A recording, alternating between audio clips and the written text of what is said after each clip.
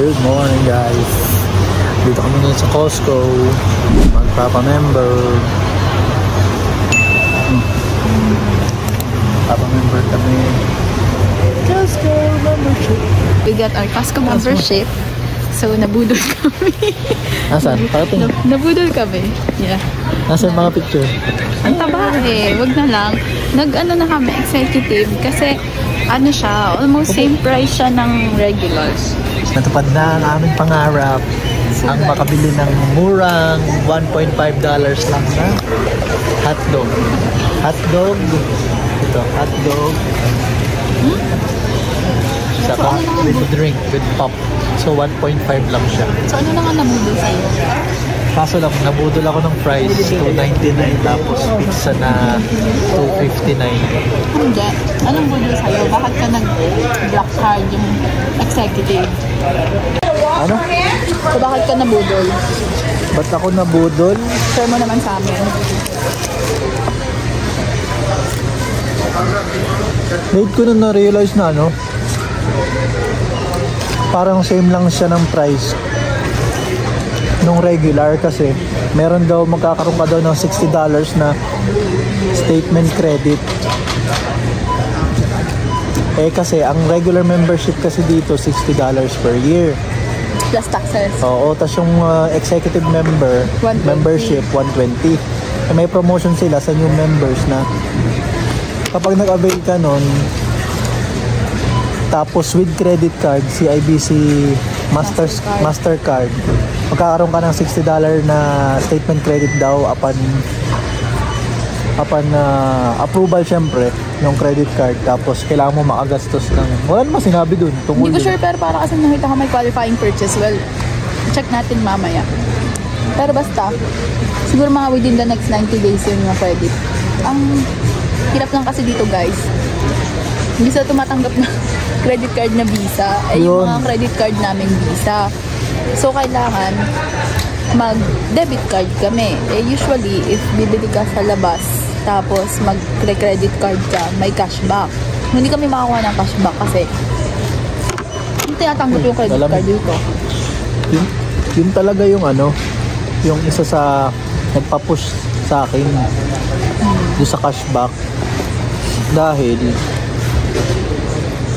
nalaman namin na kahit member ka dito, kung regular ka lang, hindi ka pala makaka-earn ng points sa ano, sa kahit saan. Kung regular member ka lang, kumbaga ma-access mo lang yung services nila ano, at yung products. Kahit pala executive member ka lang, I mean yung executive membership card, hindi ka rin makaka-access at wala ka rin benefits. So kailangan yung credit card para magkaroon ka ng cashback sa gas, sa purchases. Ang problema, meron na nga kami parehas na credit card, parehas sa TD.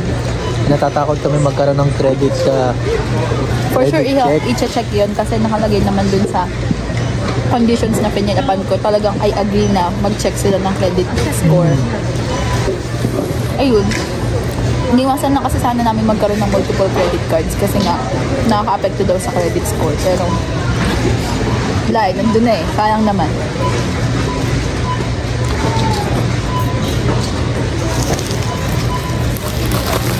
Well, upon approval pa naman siya. So, ito yung order namin. tingnan natin kung ma-approve. Polish. Wala talaga siyang laman. Expect ko pa 1.5 nga lang. Pero ewan ko, mukhang sulit naman.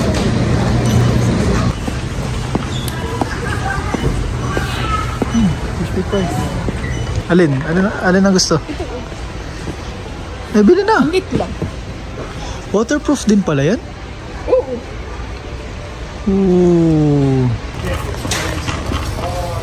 Tara, din na tayo sa kailangan natin. Tara.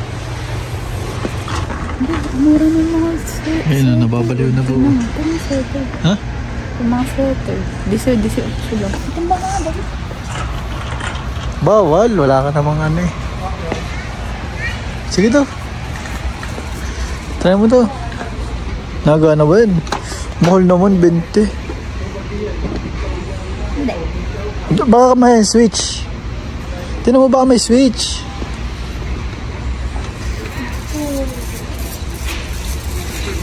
O walang battery? Walang battery. Ang galing.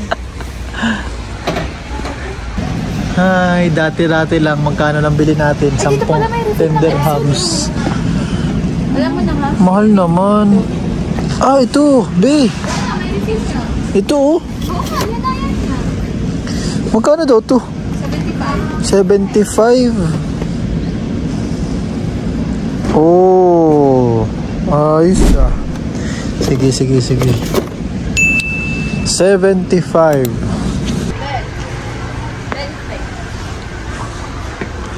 Be, gusto mo nito?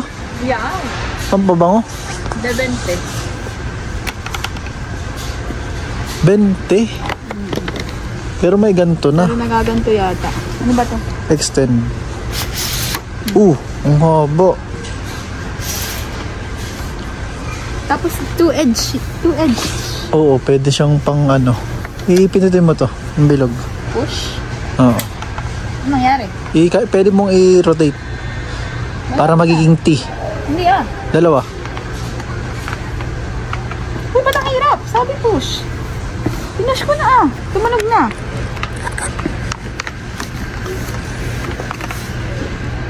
Push. Iyak ko. Ang tigas. Aba, syempre. Anong matigas? Be, gaganto mo lang oh. Be. Oh. Anong matigas dun? Oh. Anong ginagawa mo? Push ko rin kasi sa likod. Ang galing mo naman, natural. Nilalaban mo. Oh, yes to. 20. Para saan ba ito?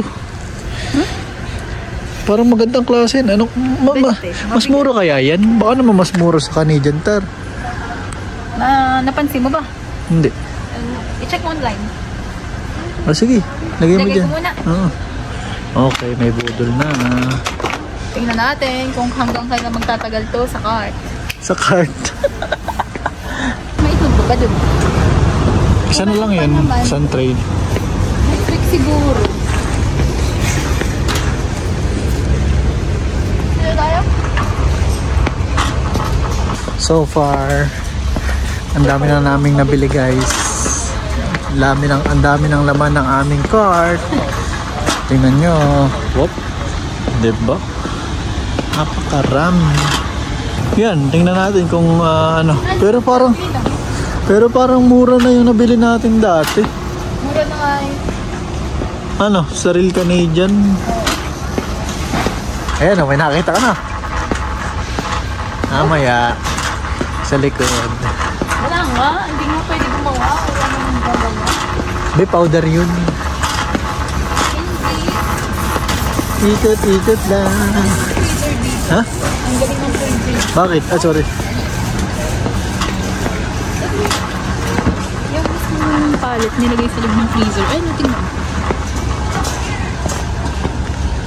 Alin? Ay, yung mismong pallet nilagay sa loob ng freezer. Excuse. Ang taas yung tingnan mo. Oo nga. Ayun nga guys, yun lang ang nabili. Creepy siya.